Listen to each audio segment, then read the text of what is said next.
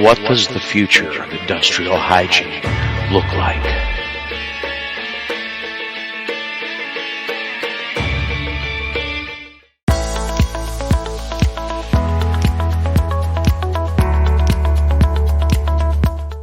Welcome to a new season of Healthier Workplaces. I'm Bob Krell, founder and publisher of Healthy Indoors magazine, and your host for this program from AIHA. This week, we take a look at what may be in store for the industrial hygiene and occupational environmental health and safety industries when we are joined by our guest Donna Heidel, the president of AIHA, and Felix Bacci, the vice chair of AIHA's CPAG. Stay tuned.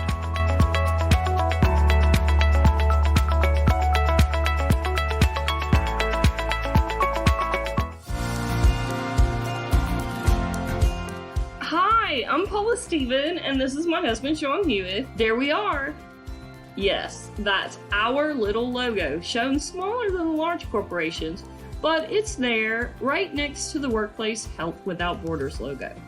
This all started as something silly and fun, really. When we made a small donation and found out that even with a donation as small as the one we made, our logo could be on all the swag. We didn't have a logo at the time, so we made one.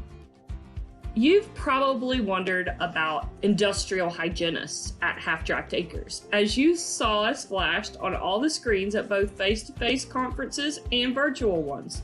Well, here we are, just the two of us, two IHs, making a difference a tiny bit at a time.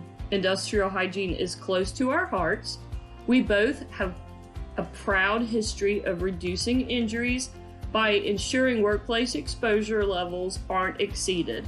And we care about what the future holds, since the average professional is about 43 years old, and since fewer students seem to be joining us, it's important to advance the profession by contributing to a scholarship that funds education and professional development in this field.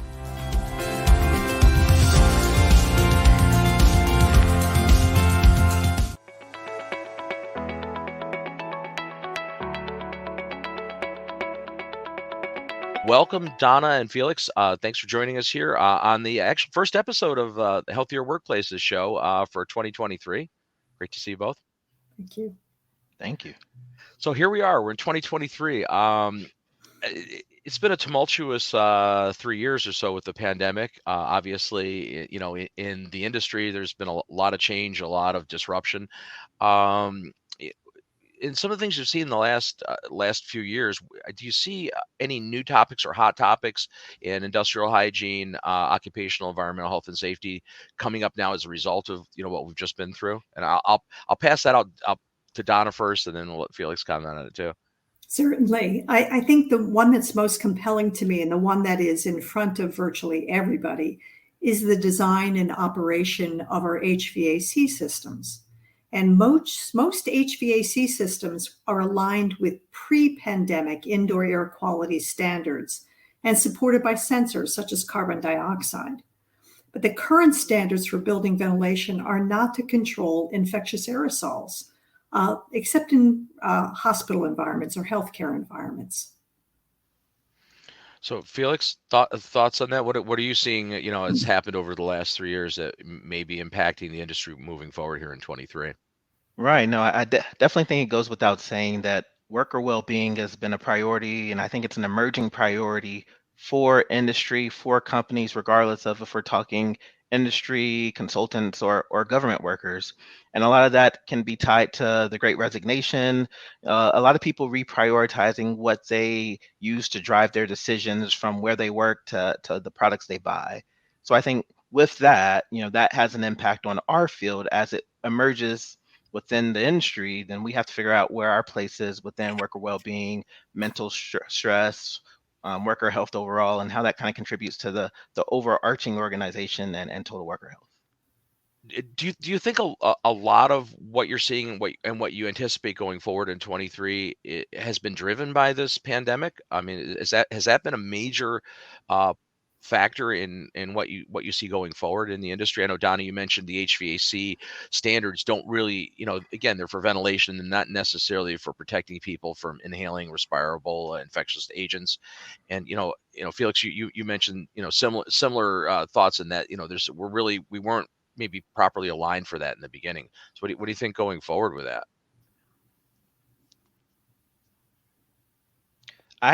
I don't think that the pandemic itself caused these emerging trends. I think it acted as an accelerator in certain spaces. So some of the things that we were already seeing emerge before the pandemic are coming a little bit quicker, a little bit faster. Outside of the Americas, there's been a long-term focus on worker well-being. So when we think about Australia and Europe, there are already some legislations that are out there. I think in the US, we're seeing an emergence of that coming a lot quicker due to the outcome of the pandemic. So I mean, worker health is obviously a major issue, and maybe not one that's considered enough. And you think that there's a disparity with the United States versus other countries on this, more so?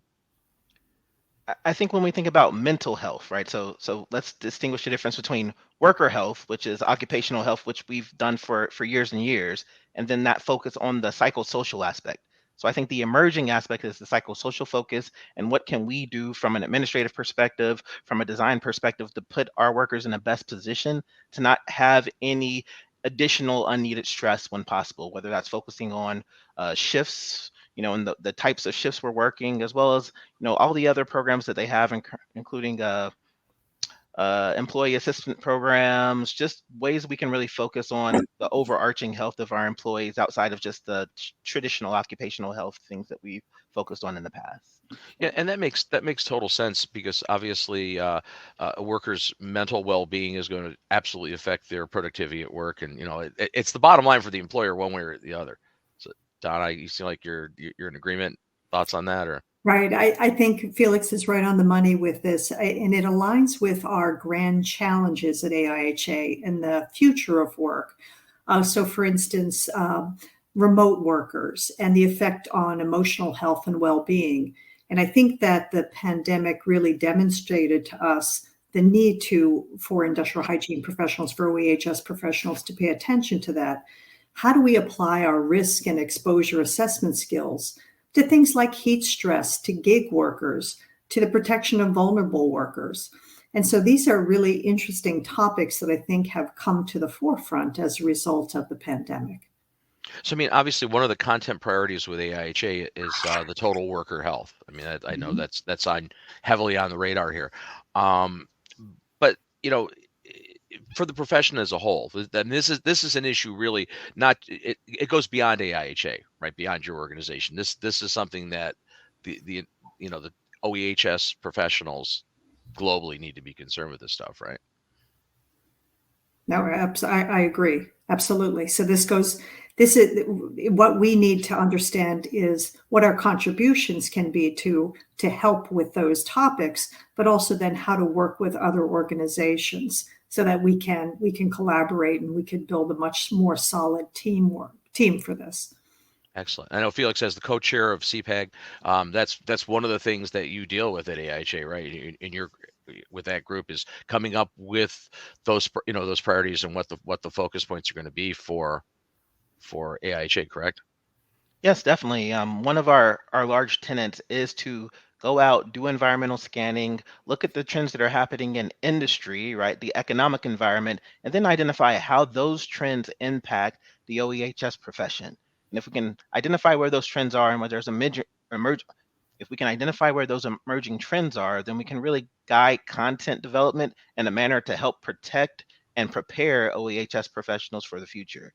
So CPAG definitely focuses on trying to see those signals, trying to find those emerging trends to prepare the association, as well as generally professionals in our space, for the future and the skills they'll need to really do their job in the future. And I think that's critically important, right? That your organization does that, and it seems like you're constantly you're monitoring what's going on. I guess we just did a show recently at the end of the year on CPAG, so I learned a little bit more about that, and it seems like there's a very very deliberate orchestration on how your organization, looks at these topics and decides what the focus point should be going forward, and reassesses. So, I mean, in 23, are you seeing are there major priority shifts, or is it more of just nuanced adjustments to what we have going forward? What do you think, Felix? I mean, just Right. So I will say the process that CPAC takes is we do a broader overview every 5 years. So we're kind of within that time frame right now. We're going to start up to look in that environmental scan in 2024. But throughout those time periods and between those 5 years, we try to look within our membership and say, do we see any emerging trends? And I think most of the trends that we have today and that we've seen in the past that connect to our current content priorities are still prevalent today. We did recently have a situation where we identified that occupational exposure banding, which was one of our former content priorities, was no longer of an emerging need, something that we needed to focus on. So we adjusted midterm and took that away as a content priority. Conversely, before we had total exposure health as a content priority, and we identified that the reality is total worker health is where our members and really where the OHS professional has the ability to make waves and really make changes. So we transitioned from total exposure health to total worker health because we really need to look at the complete worker health picture to be able to prepare for the future of this profession. Sure, and total worker health really is more. It's all encompassing, right? You're dealing with the overall thing as opposed to just the workplace hazards, and it's much more than that. So Donna, you sit in the president's seat now. So you're in the hot seat for the organization, which I can't imagine is anything less than a challenge with an organization as diverse and really just seems like a very active organization with a lot of things going on. So looking forward to 23. What are your thoughts, and how are you feeling about what some of the new priorities need to be to that you'd like to do under your term? Well, I think our priorities, our strategic plan has been defined, and we have a number of new initiatives really focusing on the research agenda that our OEHS professionals should pursue in at AIHA. We have already identified activities, standards of care, if you will. How should our industrial hygienists? What standards should our industrial hygienists strive to perform to? And what is the gap? What's preventing industrial hygienists from being able to implement standards of care? And so those content priorities have been well established. We have very robust strategic plans to get those done, and we'll continue with those. Those are fairly large priorities. So that, in addition to what our CPAG group is outlining, are really where our path. So obviously there's an influx of younger professionals coming into the industry, new professionals. What are some of the top priorities that you think late millennials and Gen Z professionals coming in or just starting to ramp up their careers? What are some of those focus points that you think might come into play for them, for younger professionals coming into industry now, after we've gone through this global pandemic? It's kind of a slight reset of the world, right? So I'm going to throw that at you first, Donna. So for me, the way that industrial hygienists or occupational and environmental health scientists will interface with the worker in the future, I think, is different than it is today. And so our younger folks need to understand, how do they reach out to remote workers? How do they develop programs and support to gig workers, for example? How do they include things that we've discussed before at the beginning of this event here, to talk about emotional well-being? Those are the aspects I believe that our younger workers, our younger professionals, are going to be engaged with. I mean, do you think it's more it's with these new ways of communicating and the remote workers now that's becoming more of a standard? You think it's more challenging for the younger professionals coming in, or those of us who have been in the industry for a longer period of time and having to do kind of a reset? Yeah, for sure, it's more challenging for folks like me, for sure. But it's not so much their task, their ability to work effectively from home. It's being able to reach out to those folks that are also working at home. How do we manage their industrial hygiene exposure risks? For instance, with a gig worker, How do we make sure that that person is using all the appropriate measures to make sure that their work day is as safe as it needs to be? That's the issue for me is reaching out to those individuals. I think that the OEHS community as a whole, we focused and have done a marvelous job on a fairly large industries, manufacturing industries, even construction industries.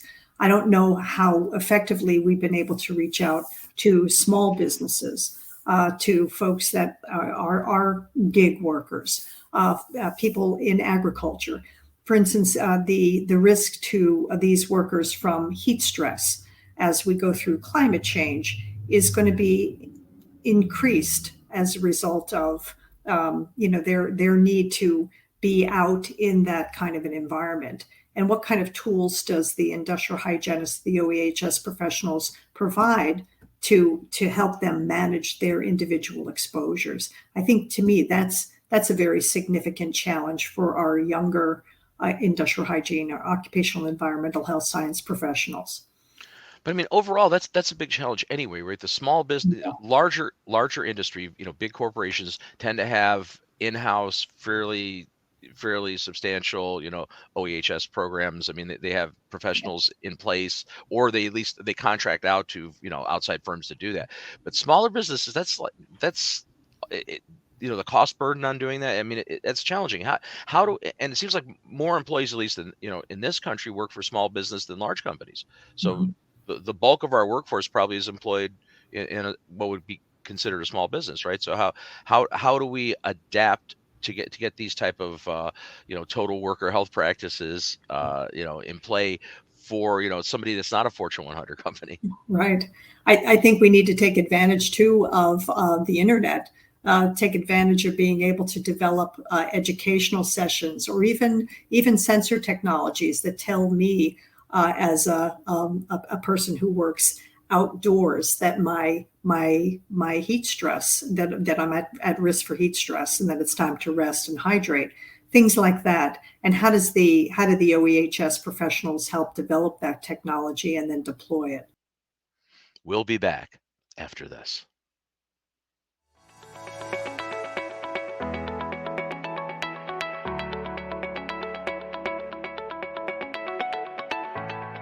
Here's our consultant, Sarah. She's always looking for ways to grow her network and increase her business. But advertising is expensive. There are lots of competitors, and sometimes she has trouble finding the right audience. Luckily for Sarah, the American Industrial Hygiene Association, AIHA, offers the perfect low-cost solution, the AIHA Consultants Listing. This listing is the perfect resource for consumers and businesses, and especially for those in need of highly specialized and qualified industrial hygienists. Every year, AIHA sends the Consultants Listing to thousands of decision makers nationwide in a variety of industries, including legal, real estate, trade associations, academics, hospitals, and all levels of government, including most federal agencies. It's also readily available online through their website. Sarah had no idea the Consultants Listing was such a valuable low-cost resource. Now she knows getting into the directory makes perfect sense to better her business. It didn't take long before Sarah found her network expanding, and she was even pulling ahead of her competitors.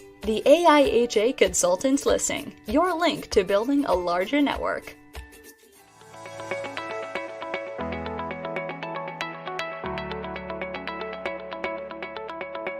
Felix, as far as CPAC goes, what are there hot topics or trends that that your group is looking at for AIHA to that you see hot topics coming up more so in 23 and beyond that are on your radar? Right. So I think Donna kind of just hit on one that I think is definitely important in terms of sensor technology, but I'm going to take a slightly different viewpoint from it, right? So you talked about what trends are happening, right? What economic trends, what industry trends are occurring. And I think one thing that's really evident is we're going through the fourth industrial revolution, right? And when we talk about industrial revolution right now, we're talking about the digitization within companies. So how that impacts potentially an early career professional is companies are looking for new ways, new technologies. They're looking at data in different ways, looking at 5G, AI, automation, and how they can use those things to take them to the next level of business, the next level of production. So as a OEHS professional, that means on one hand, they're going to be trying to make decisions more quickly, right? And we're still using some old mechanisms to get our information, right? If you Yes. have to use a pump and tube, it might take you 6 to 8 weeks to get an answer when Mhm. in the future of business, they need that answer in a week, right? So we're going to see that change terms of the technology that happens within our profession itself. So we're going to need to be proficient in that technology and executing that technology and really getting the buy-in from a business perspective to implement the technology in the field so we can get to those answers. But then we also need to think about it in a different manner and how can we grow? How can we evolve? And really, if we're getting larger data sets at the business level, how do we get to quicker answers? Right? How do we get to the answer that the business needs to know in order to make a decision to go forward? Right. And I think that's going to be a big change for the profession as a whole and something that I think the early career professionals might be able to take the lead on in leading that charge. And within CBAG, I'd say we have a connection from a content priority, from a big data and sensor technology perspective, where we're trying to create content to do that, to prepare the IH profession and the OEHS profession for the future, where this is prevalent and this is prominent. And that's a new content priority for CPAC, correct? It Or was established a while back, so it's been a content priority for over 5 years. okay, It's been honed and changed slightly and combined to kind of put both big data and sensor technology together into one priority. which I makes can't, sense. I can't agree more, Felix. I can't agree more. I think that's the future of exposure assessment is using sensor technology, understanding how to use that data. For instance, I'm scratching my head all the time when I see people taking 8 hours of data with a sensor, a wonderful sensor that's doing minute by minute time weighted averages of exposure. And then they're only looking at the 8 hour time weighted average instead of realizing that data can really inform them about the very particular step in the operation that puts people at risk for exposure. And how do we bring that down? So I can't agree more with you, Felix. I mean, that's a great point. I mean, it's the same thing when, people are doing spore trap analysis for mold and they look at just the total counts. Yeah. Total count is great, but it doesn't really tell you what's really going on there. You do Yeah. need to look at, what's happening at a given interval throughout a process. So that makes total sense. Um, are there any other hot topics or trends that either of you think we should be keeping an eye on, for the industry? I mean, the world's changing rapidly. Yeah, I think earlier at the beginning, I talked about the ventilation standards. Hmm. I think that, the pandemic has taught us a whole lot about ventilation systems and how we need to re-engineer them. And so the question for OEHS professionals moving forward is what are the optimal filtration and ventilation parameters for these high occupant density spaces, like an office environment, or even a classroom, for example. And how do we make these modifications but still meet our energy efficiency goals? So this, I think, is one that's going to be right on top of us. And so what's interesting is the White House has issued a call to action, and that is for organizational leaders and building owners and operators to assess indoor air quality and make some real ventilation and air filtration and air changing improvements to keep these building occupants safe from infectious aerosols, for instance. And what is our role in that? How do we participate in working with these operators and with the design engineers, mechanical engineers, to support the assessment and then the re-engineering of these building ventilation systems?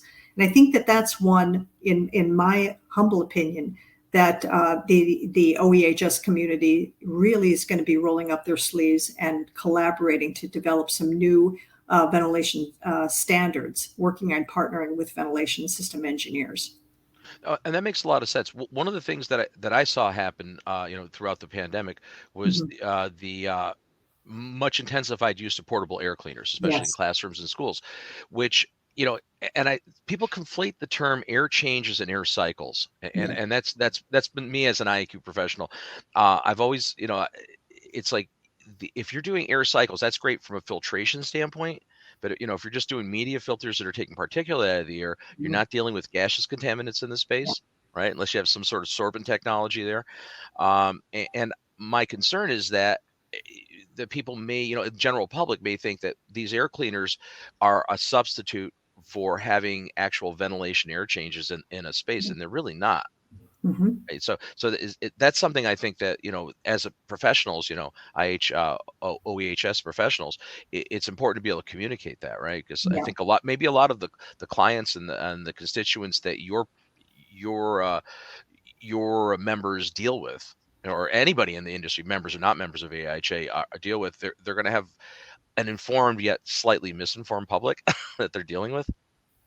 Mhm. So Mhm. Yep. yeah, Terrific. challenging. Challenging. Felix, any other hot topics that you can think of?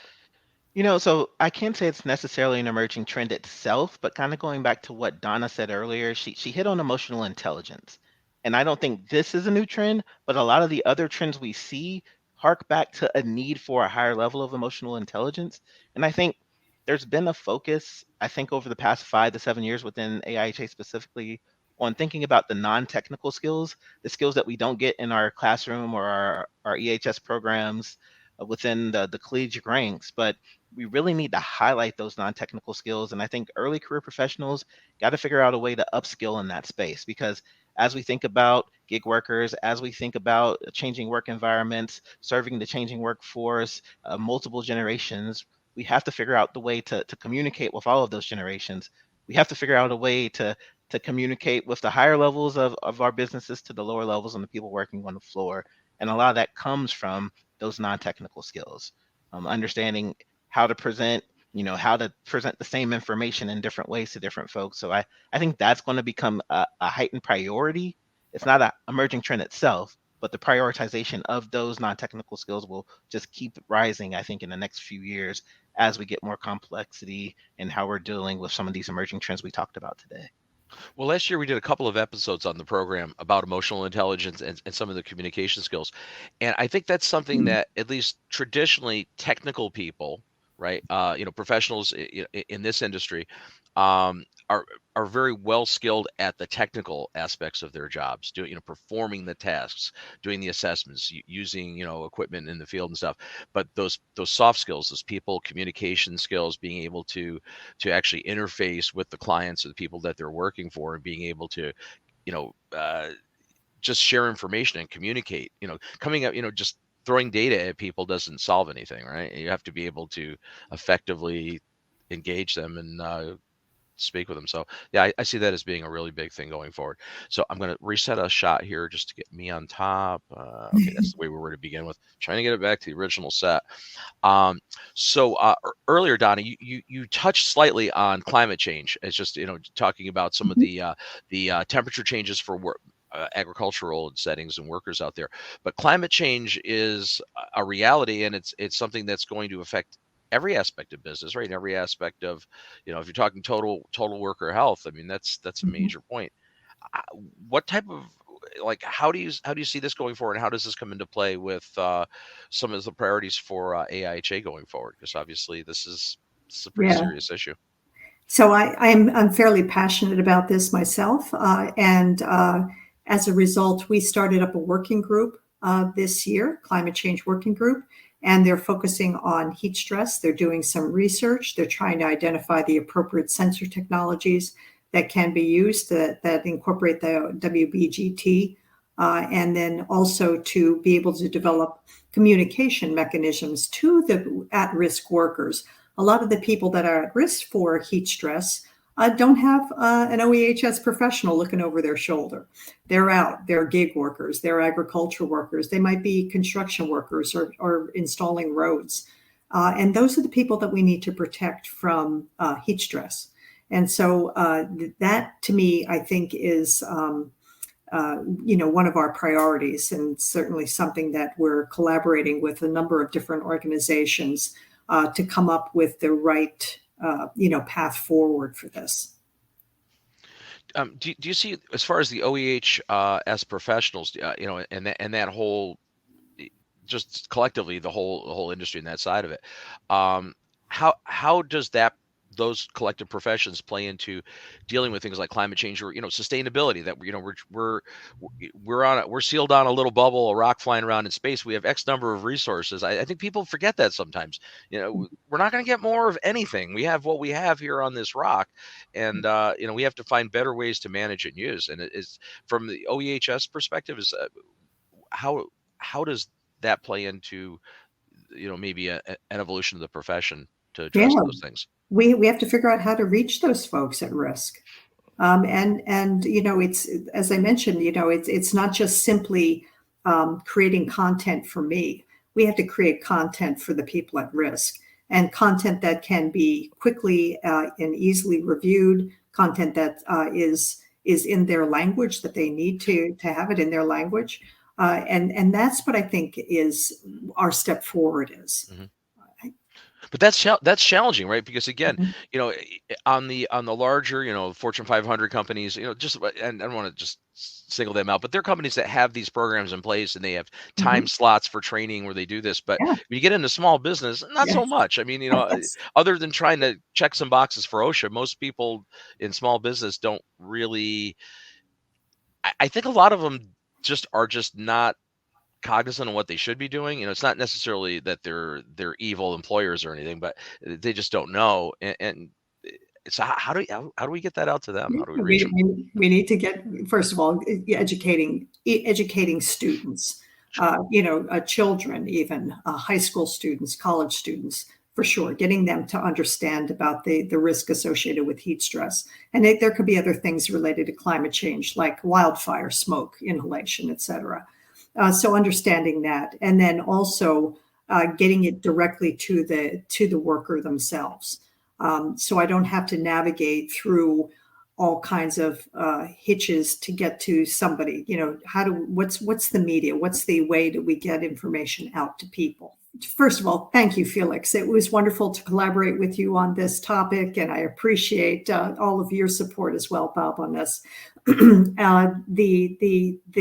nice part, the wonderful part about AIHA is having organizations like CPAG to help guide and direct not only the board of directors in developing strategic plans, but then also to help our volunteer groups identify what topics are needed in order to ensure safe and healthful workplaces for the population at large.